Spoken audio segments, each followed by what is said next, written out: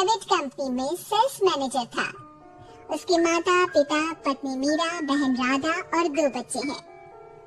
एक दिन मीरा कहती है, कार्तिक, बच्चों के स्कूल में एनुअल फंक्शन के लिए 2000 जमा करने पड़ेंगे। अरे अभी कुछ दिन पहले ही तो 10,000 जमा किए थे ना। हाँ, वो तो फीस और प्रोजेक्ट के पैसे जमा किए थे। अभी तो अगले महीने एडमिशन फीस और किताबों के पैसे भी जमा करवाने पड़ेंगे। 40 से 50,000 का खर्चा है। मीरा, इतनी तो सैलरी भी नहीं है मेरी, ऐसे कैसे काम चलेगा? तो मैं क्या करूं? बच्चे को सरकारी स्कूल में डाल दूं? मीरा, तुम जानती हो ना, मैं मुश्किल से 35 से 40,000 ही कमा पाता हूँ। इस घर के खर्चे दिन ब दिन बढ़ते जा रहे हैं, थोड़ा कंट्रोल करो ना। क्या खाना और कपड़े पहनना भी बंद कर दूं?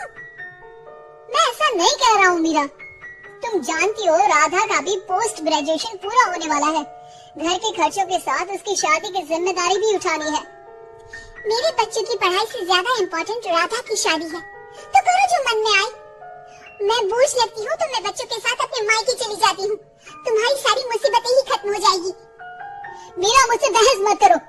सुबह सुबह ऑफिस जाने के टाइम पर ही कलेश करके दिन मत खराब करो। इतना बोलकर कार्तिक वहाँ से चला जाता है। तभी, कार्तिक बेटा, ऑफिस जा रही हो?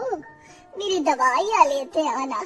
और बेटा, बिजली का भी बिल 2 महीने से जमा नहीं हुआ, इसे भी आज जमा करवा देना। जी पिताजी, लाइए बिजली का बिल। 4,600 रुपए बिजली का बिल आया है। माँ, मीरा, राधा, कितना ज्यादा बिल आया है। भैया, ये 2 महीने का बिल है और मैं तो सिर्फ फोन चार्ज करती हूँ।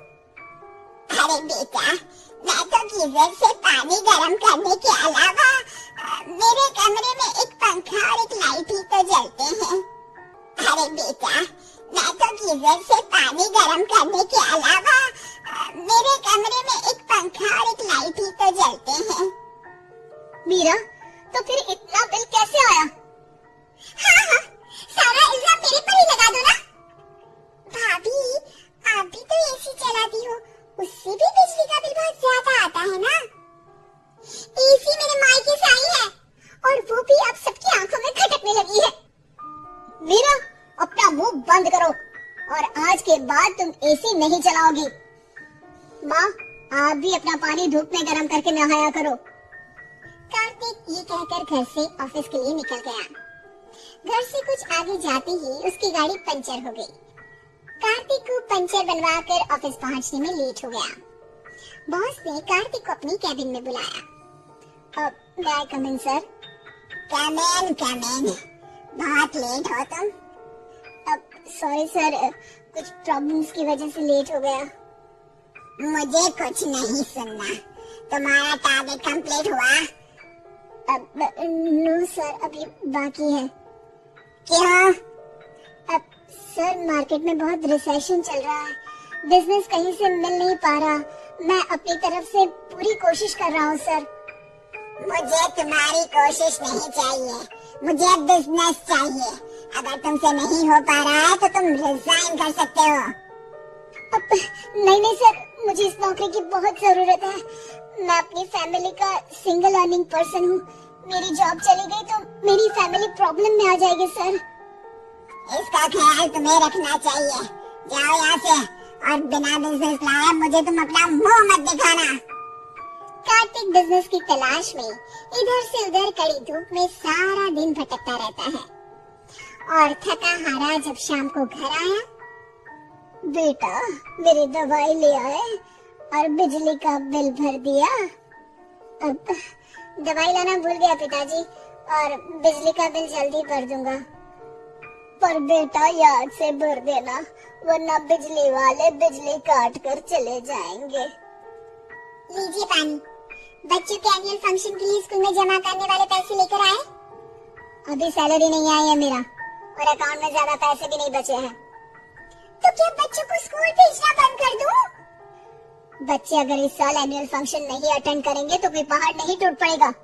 और अब तुम मेरा दिमाग खाना बंद करो। अरे, आप मुझ पर क्यों चिल्ला रहे हैं? कार्तिक गुस्से में घर से बाहर चला जाता है। अब मीरा रोने लगती है। भाभी, आप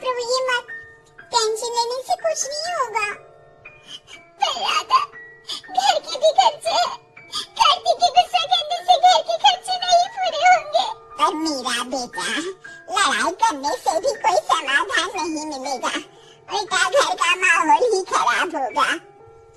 पर मुझे लगता है हमें भी घर के खर्चों में हाथ बढ़ाना चाहिए। मुझे योगा सेंटर में जॉब का ऑफर मिला है, मैं कल से ही जॉब ज्वाइन कर लूंगी। वैसे तो मुझे भी सिलाई आती है, मैं भी लोगों के कपड़े सिलना शुरू कर देती हूँ। हाँ बेटा, मैं भी तुम्हारा घर के कामों में हाथ बटा दिया करूंगी और कांच बटन लगाकर सिलाई करने में भी सहायता करूंगी।